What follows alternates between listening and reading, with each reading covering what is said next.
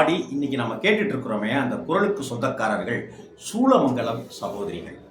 அந்த சூலமங்கலம் சகோதரிகள் எத்தனையோ பாடல்கள் பாடி பக்தியை நம்ம மூழ்கடிச்சிருக்காங்க, திளைக்க வச்சிருக்காங்க. சினிமாவிலையும் நிறைய பாடியிருக்காங்க. அந்த சூலமங்கலம் சகோதரிகள் என்னுடைய அம்மாவுடைய சொந்தக்காரங்க அப்படிங்கிறத இந்த தருணத்தில் நான் பணிவன்போடு தெரிவிச்சேன். சூலமங்கலம் சகோதரிகளை நான் பார்த்ததில்லை, எங்கள் அம்மா தான் பார்த்துருக்காங்க.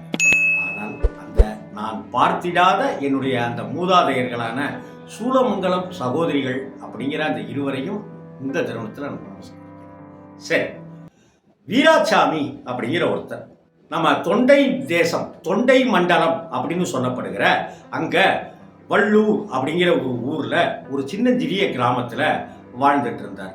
ஒரு பக்கம் வியாபாரத்திலும் இன்னொரு பக்கம் பக்தியிலுமாக தன் வாழ்க்கையை கழித்துக் கொண்டிருந்தாள். அதே போல